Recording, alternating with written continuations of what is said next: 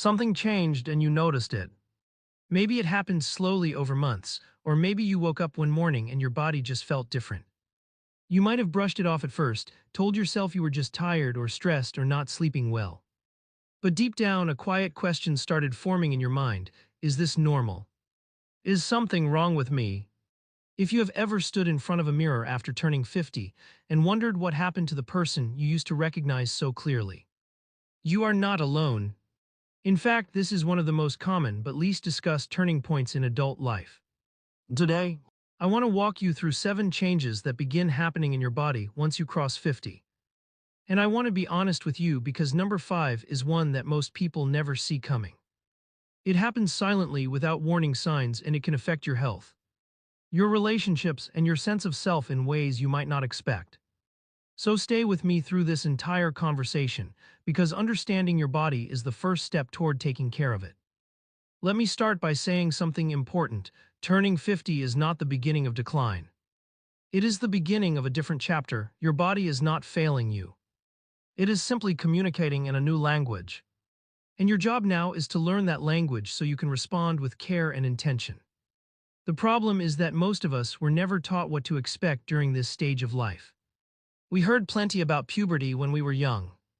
We learned about pregnancy, menopause in passing, maybe even some vague ideas about getting older. But no one sat us down and explained what happens to our bodies after 50 in a way that felt real and practical. That is what I want to do for you today, not to scare you, not to overwhelm you. Just to give you the information you deserve so you can make informed decisions about your health and your life.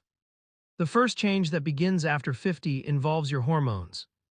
Now I know this word gets thrown around a lot, but let me explain what actually happens.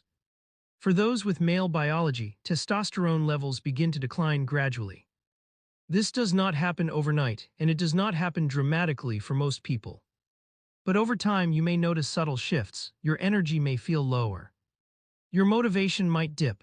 You may find that you do not recover as quickly from physical activity as you once did. For those with female biology, menopause brings a significant shift in estrogen and progesterone levels. This transition can begin in the late 40s and continue well into the 50s. The effects vary widely from person to person, but common experiences include changes in mood, body temperature regulation, and overall vitality.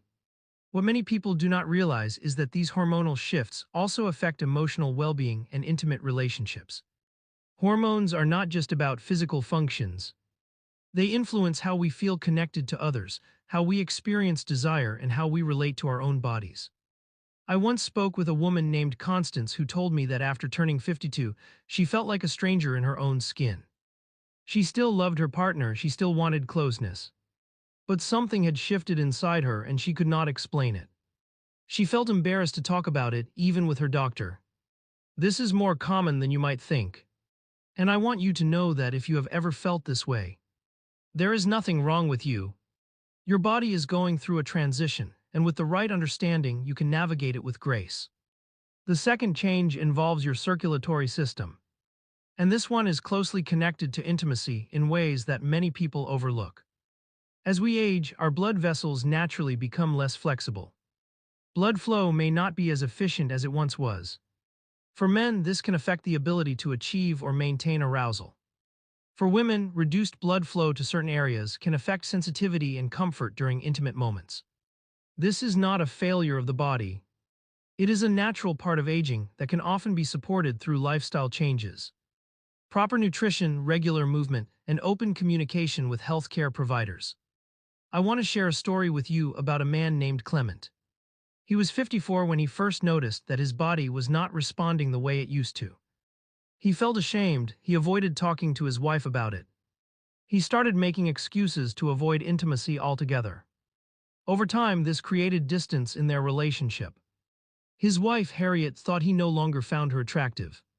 She started to withdraw emotionally. Neither of them understood what was really happening. It was not until Clement finally spoke with a doctor that he learned his experience was completely normal and, more importantly, manageable. The solution was not a miracle cure. It was a combination of better sleep, reduced stress, more physical activity, and honest conversations with Harriet about what they were both experiencing. Within a few months, they found a new rhythm together. One that was actually more connected than before because it was built on understanding rather than assumption. The third change after 50 involves your metabolism and body composition. You may notice that your body holds onto weight differently now. Areas that were once lean might become softer. Muscle mass may decrease if not actively maintained. This is partly due to hormonal changes, but it is also connected to shifts in how your body processes energy. The foods that worked for you at 30 may not serve you the same way at 55. This change affects more than just how you look. It affects how you feel in your body, how you move, and how you experience physical closeness with a partner. Many people tell me they feel less confident in their bodies as they get older. This loss of confidence can create barriers to intimacy. You might avoid being seen. You might hold back from experiences that used to bring you joy. But here is something I want you to remember. Your body at 50, at 60, at 70 is still worthy of love, pleasure, and connection. Aging does not disqualify you from intimacy. It simply asks you to approach it differently, with more patience, more communication, and more self-compassion. I have seen couples in their 60s and 70s who describe their intimate lives as richer and more fulfilling than ever before. Not because their bodies are the same as they were decades ago, but because they have learned to appreciate what they have and to connect on a deeper level. The fourth change is one that affects both sleep and energy. After 50, many people notice that their sleep patterns shift. You might wake up more often during the night. You might find it harder to fall asleep or stay asleep. Deep, restorative sleep may become more elusive. This matters for your overall health, but it also matters for your relationships and your sense of connection. When you are exhausted, intimacy often falls to the bottom of the priority list. You may feel too tired to engage, too drained to be present. Your partner may feel rejected or confused. Over time, this can create a cycle of disconnection that has nothing to do with how much you love each other and everything to do with how depleted your body feels. I spoke with a couple, Bernard and Lucille, who had been married for 31 years. They told me that in their 50s, their relationship went through its most challenging period. Not because of conflict or loss of love, but because they were both so tired all the time that they stopped making space for each other. They would fall asleep on opposite sides of the bed without a word. They stopped having conversations that went beyond daily logistics. It was not until they addressed their sleep issues directly, with changes to their routines, their environment, and their health habits, that they began to reconnect. Lucille told me that fixing their sleep was like turning the lights back on in their marriage. It gave them the energy to be present with each other again. Now we arrive at the fifth change, and this is the one I called silent in the title. I want you to pay close attention here because this change often goes unnoticed until it creates real problems. The fifth change involves your cardiovascular health and how it quietly affects every other system in your body, including your intimate life. After 50, your heart and blood vessels are working harder to do the same job they did when you were younger. Plaque may begin to build in arteries, blood pressure may rise. The heart muscle itself may become slightly less efficient. None of this happens with loud warning signs. You do not feel your arteries narrowing. You do not feel your heart working harder. It just happens silently in the background. Here is why this matters for your intimate health. Arousal for both men and women depends heavily on healthy blood flow. When your cardiovascular system is compromised, your body may struggle to respond the way it used to. For men, this can show up as difficulty with arousal or maintaining physical response. For women, it can appear as reduced sensitivity or discomfort.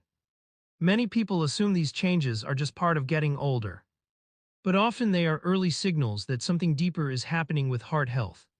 In fact, research has shown that changes in intimate function can sometimes be the first noticeable sign of cardiovascular issues, appearing years before other symptoms like chest pain or shortness of breath.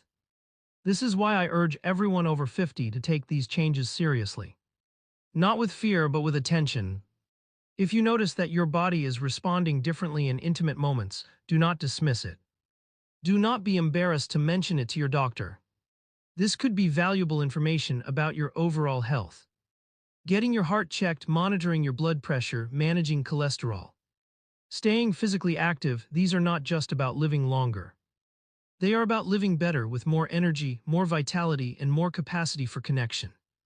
Let me tell you about Vernon, a man who came to me at 58. He was embarrassed to admit that his intimate life had changed. He thought it was just stress or aging, but something told him to get checked out. When we ran tests, we discovered that his arteries were significantly blocked. He had no chest pain, no shortness of breath, just this one quiet change in his body that turned out to be an early warning. Because he listened to that warning, we were able to intervene early. He made lifestyle changes, started appropriate treatment, and likely avoided a serious cardiac event. He told me later that if he had ignored that sign, if he had been too embarrassed to speak up, the outcome could have been very different. His body was trying to tell him something, and he was wise enough to listen. The sixth change after 50 involves your nervous system and how you experience sensation. Over time, nerve function can change. You may notice that certain touches feel different than they used to. Sensitivity may increase in some areas and decrease in others. This is a natural part of aging, but it can be confusing if you do not understand what is happening. In intimate contexts, this means that what worked for you in your 30s or 40s may not work the same way now. You may need more time, different approaches, or clearer communication with your partner about what feels good and what does not. This is where many couples struggle, not because they do not care about each other, but because they do not know how to talk about these changes. There is often an assumption that bodies should just work the way they always have. When they do not, people feel broken or defective. But the truth is that your body is always changing at every stage of life. The couples who thrive in their 50s, 60s, and beyond are the ones who learn to communicate openly about these changes. They ask questions, they stay curious, they approach intimacy as something that evolves rather than something that stays fixed. I remember speaking with Priscilla, a woman in her early 60s, who told me that her intimate life actually improved after she started talking honestly with her partner about what she was experiencing. For years, she had stayed silent, assuming that he should just know what she needed. But when she finally opened up, everything shifted. They started exploring together, trying new things, being more patient with each other. She said it felt like they were dating again, learning each other's bodies for the first time. That sense of discovery brought a new kind of closeness that they had not experienced in decades. The seventh and final change I want to discuss is perhaps the most important, and it is not about the body at all. It is about the mind and the heart. After 50, many people experience a shift in how they think about intimacy, relationships, and connection. The urgency of youth fades, the focus moves from performance to presence. There is often a deeper appreciation for emotional closeness, for being truly seen and known by another person. This shift can be beautiful, but it can also be disorienting if you are not prepared for it. Some people feel grief during this transition. They mourn the body they used to have, the energy they used to feel, the ease with which they used to connect. This grief is valid, it deserves acknowledgement, but it does not have to be the end of the story. Many people find that as they let go of old expectations, new possibilities open up. Intimacy becomes less about mechanics and more about meaning. Connection becomes less about frequency and more about depth. If you're willing to embrace this shift rather than fight it, you may find that your 50s, 60s, and beyond offer a kind of richness that your younger self could not have imagined. I want to share one more story with you about a couple named Roland and Georgina. They had been together for almost 40 years when Roland turned 60. He told me that for the first time in his life, he felt afraid of getting older. He saw his body changing and felt like he was losing something essential. Georgina saw him pulling away and felt rejected. They went through a difficult period where neither of them knew how to reach the other. But instead of letting that distance grow, they made a choice. They decided to face it together. They started talking about their fears, their hopes, their changing bodies. They made time for closeness, even when it felt awkward or uncertain. Slowly, they rebuilt their connection on a new foundation. One that acknowledged who they were now rather than who they used to be. Roland told me something I will never forget. He said that learning to be intimate at 60 was harder than he expected, but also more rewarding. He said that when you have to work for connection, when you have to be vulnerable and honest, it means more than when it comes easily. He said he felt closer to Georgina in his 60s than he ever had in his 20s. Because now their closeness was a choice they made every day. not just a habit they fell into. This is what I want you to take away from everything I have shared today. The changes that happen after 50 are real, they are significant. Some of them are challenging, and some of them are silent in ways that require your attention. But none of them mean that your life is over, that your capacity for connection is gone, or that your best days are behind you. Your body is still capable of joy, of pleasure, of deep and meaningful intimacy. It just asks you to approach it with new eyes, with patience, with openness, and with a willingness to learn. If you are going through these changes right now, I want you to know that you are not alone. Millions of people are navigating the same journey. Many of them feel confused, embarrassed, or isolated. But you do not have to feel that way. Understanding your body is power. Talking openly with your partner, your doctor, and even yourself is power. Refusing to let shame keep you silent is power. You have more control over this chapter of your life than you might realize. Take care of your cardiovascular health. Move your body regularly. Eat in ways that support your energy and vitality. Prioritize sleep, manage stress. And above all, keep the lines of communication open with the people you love. Do not assume that your partner knows what you are experiencing. Do not assume that they should just understand, tell them. Ask them what they are experiencing too. Build a bridge between your inner worlds so that you can walk through this stage of life together rather than in isolation. I also want to encourage you to see a healthcare provider if you are noticing changes that concern you. Not because something is necessarily wrong, but because early attention can make a profound difference. Whether it is hormonal changes, circulatory issues, sleep problems, or anything else, there are often simple steps that can help. You do not have to suffer in silence. You do not have to accept discomfort as inevitable. You deserve support, and there are people who can provide it if you are willing to ask. As I close this conversation, I want to leave you with one final thought. Your body at 50, at 60, at 70, and beyond is still your home. It has carried you through decades of life. It has experienced joy, pain, love, loss, and everything in between. It deserves your gratitude, your respect, and your care. The changes you are experiencing are not signs of failure. They are signs of a life fully lived. Embrace them, learn from them. Let them teach you new ways of being in your body and connecting with others. The people who age with the most grace and fulfillment are not the ones who fight against every change. They are the ones who adapt, who stay curious, who keep learning. They are the ones who understand that intimacy is not just about bodies, but about hearts, minds, and souls. They are the ones who refuse to let age define the limits of their love. You can be one of those people. It starts with awareness, continues with action, and grows through connection. Thank you for staying with me through this entire conversation. I hope that what I have shared today gives you clarity, understanding, and maybe a new perspective on this stage of your life. You are not broken, you are not alone. You are simply human, navigating the beautiful and sometimes challenging experience of living in a body that changes over time.